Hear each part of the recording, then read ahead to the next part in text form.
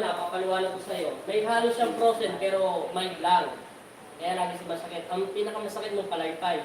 Narinig mo yung tumunog dito, isang sunod-sunod siya. Kung sa kanan kaninang ginawa ko. Yung palaypay natin, pag nasubra hangin yan, hirap ka matulog para kang lasing. Para naglalakad sa buwan na wala ka naman pupuntahan, para ka nagbabangka na hindi mo makita yung dulo. Paano ba nabablang ko yung ano? Oo, nabablang ko. Pag sumobra naman yan, mahirap yung paliwanag yan. Diba sabi ko sa'yo, parang Parang may maharang dyan, ayaw niya pumasok. Yan ang sabi mo, yung mayroon ka rito sa puno niya na pilay hangin, lamad yan. Tuloy-tuloy yan, ayaw niya magbukas. iniisip ko, baka ano, kaya ko yung mga Minsan yung parang ka nahihilo, parang nalalaman yung paningin mo, parang may nagaganon. parang katapusan ko na eh. Pag yung naano ko, di na may paliwanag ko ako. Yan ang sakit mo. Kaya ginalok yung hangin mo. Tingnan mo, pag tumunog kanina, puro dito, di ba? Sa taas ng puno ng tenga mo. Dito ang ganda. Ang ganda. Okay, ganito.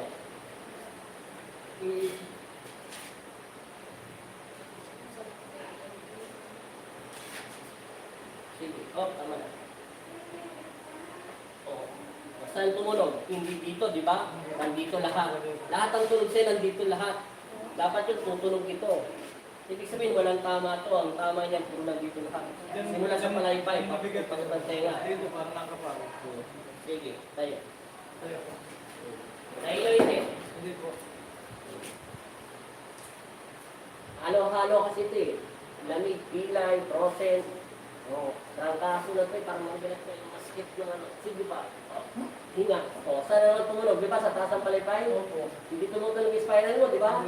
Nakakalma din. Ibig sabihin, eksakto siya. Saan naman tumunog? Hiwalay-hiwalay, di ba? Puro lahat dito. Lahat lang. Sige po. Simula rito, wala kang tama.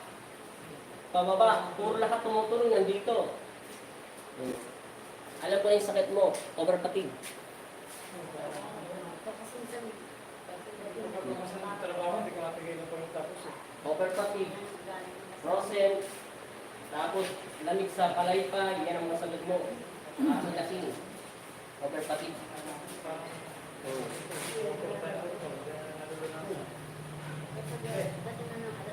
Ano pakiramdam? Magang na. Try mo muna maglakad doon hanggang doon. Tingnan natin kung ano nagbabago. Lakad ka muna kasi gumagalaw yung hangin mo eh. Overfatigue yan. Lamig, pilay, halo-halo, frozen, tapos palaypay, lamad, yan. O nagbabago ng mukha mo. Nagkukulay na, unti-unti na. Ano paramdam mo? Okay po, magana po. Magang na? Opo. Ibabalance lang natin yung balakang mo para sigurado na tayo. Isang trabaho na lang. Ganun. Para tuloy-tuloy na. Bawal ito maligo. Hindi siya pwede maligo. Asthma, overfatigue, lahat na. Kaya ka lang hindi na.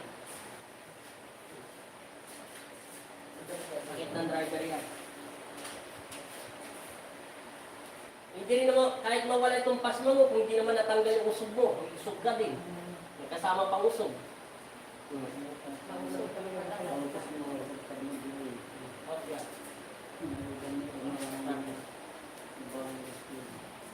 May usog pa. Kailan matanggal yung usog? Kaya tinanggal natin yung usog. Tao lang nakausog sa'yo. Lalaki siya ha. Hindi siya galit sa'yo ha. Baka sabi mo galit ha. Kasi tatay may usog yun. Baka gutom lang siya, pagod. Si tatay yun din. Manak na usog yung matanda.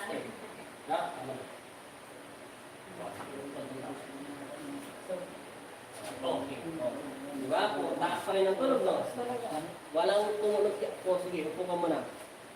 Pahinga muna ng konti. Puro taas ang tumunog. Overfatigue yan, pasma, lamad, halo-halo. Sige po na ron. Ganun lang kabilis na tanggal sa kapit. Isang pantang. Balik-balik ako sa araw. Balik kami sa... Yung usog kasi, pag hindi ito natatanggal, hindi ito gumagaling. Pag natanggal na yung usog, kahit sino maghihilot, basta't marunong maghilot na binigyan siya ng karunungan ng Diyos, hindi naman napapag-aralan paghilot eh. Sa spiritual po sa ito binibigyan ng Diyos. Kahit ako, hindi naman ako marunong maghilot eh. Natuto lang ako yan sa katuturo ng Diyos sa panaginip sa akin. Parang meron yung kamay ko dati, parang may kumukontrol sa kamay ko, hindi ko mapigilan. No. Isa siyang gumagalaw. Yan, hindi pinag-aralan. Iba yung pinag-aralan, therapy, iba naman yung naghihilot talaga, nagmamassage, pinag-aralan nila yung mga ugat. Pero kami, hindi namin pinag-aralan yan. Ang hawak ko, nobela, tsaka nagagawa ko ng sasakyan, puro bakal. Kahit tulog ako, alam ko kung paano patamaan yung mga tornilyo ko sa nilalagay.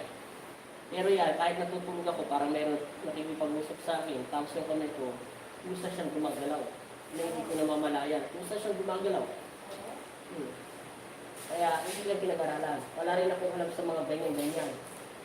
Malay ko ba? Una kong pinag-practicean yan, yung bayaw ko. Kasi masakit yung katawan niya, natatakot ako humawak, baka mapilayan ko. Bigla siyang gumaling. Pero baka isip ko lang, nagkataon lang. Kaya may nagpagamot ulit, ganun ulit. Baka inisip ko lang, hindi. Baka ano lang to, niloloko ako. Kasi dito ang ganda ng tok niya, no? So, parang ganito kahaba na. Parang Sunod-sunod siya, tumutunog yan. Pumuhulma yan sa panalangin. Lagyan siya ng ano, langis. Simula pagsama mo na yung balakang niya. Galing. Pero bago mo siya lagyan ng langis, ilalak mo muna. Stay ulit. Yung kanina, sumubra ko, di ba yung maka ko ng pagganon? Yung antas natin ng konti. Mabago. Lipat. Lipat. Lipat. Ulit, di ba? Lock. Lipat.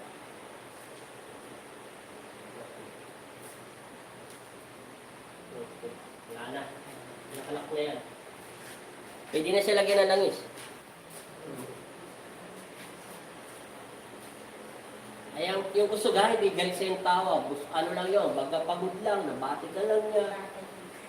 Wala lang naman yun. Basta ang sakit mo, frozen, overfatigue, pasma, kaka pilay hangin sa laman. Yan ang mga sakit mo. Kaya lahat ng tumunog, puro pataas. Walang, hindi ka tumunog. Kahit kung yung binalancer kita, tumunog pa rin yung pataas. Parang yung spinal mo sa taas, parang nakakulbot na ganyan, parang kang yung nilalamig, nakakulbot. Ngayon lang siya umistrict sa dati ng posisyon. Sumakit na lang gusto ng bagong taon na yun. Isa na masakit na talaga dati. Sakit-sakit lang, kaya katisin. Nung matanda, iba na ito. Sabi ko, kailangan na nakapunta ng hapon. Okay na yan. Importante, gumaling ka. Salamat sa Diyos. Wala na. Wala na sakit.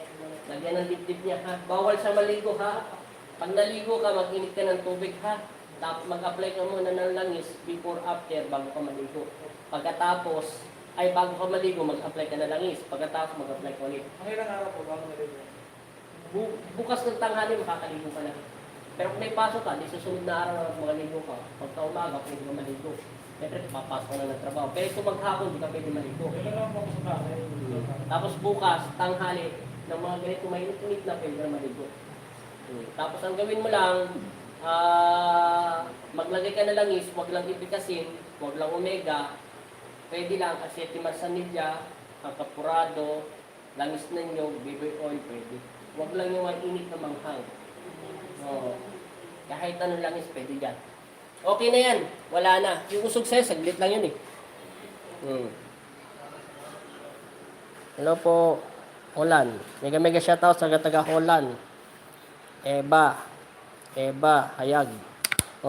Salamat ka na sa Diyos sa 10 years mo ng sakit. Salamat po sa Diyos. Wala na talaga sakit. Wala na po. Sa lahat. Sige, galaw mo. Galaw mo muna. Wala. Wala na. Galaw mo leg mo. Huwag kang mag-alala, nakabalik na sa dating posisyon niya. Kahit igalaw mo, hindi na yung matatanggal. Wala na yung ngalay. Wala na yung ngalay. 10 taon. Basta ang sakit mo, frozen, tapos stiff neck, dalawa na yon. Hindi pa kasama yung usog dito ha. Stiff neck, frozen, tapos palaypay, may hangin, pilay hangin, tapos overfatigue. Tsaka walang balancer yung hangin mo sa tiyan, kaya sa taas lahat lahat yan. Kaya yun ang maraming sakit. 5 yata ang peraso sila lahat. Kaya hindi ka makatulog. Lula, para kang lasing. Tingnan mo yung labi mo, namumula na. Ayan na, nagbabalik na yung kulay mo. Sabi ko lagi ako hirap eh. Sabi ko sa alas 2, alaon, alas 2 minsan, alam ko na yung pamata umaga. Alam ko yung nangyayari. Salamat ha. Salamat sa lahat po nanonood dyan. Salamat din sa inyo. Taga saan kayo? Taga Teresa Rizal po. Ang Teresa Rizal. Ikaw, panoorin mo na lang original mong video sa asawa mo. Thank you po. Oh, sige. Ako. Salamat. Thank you so much, Tim. Patayin ko na to, ha? Maraming salamat po. Oh, thank you. Salamat din. Malagyan na to ng mga ads. Thank you so much.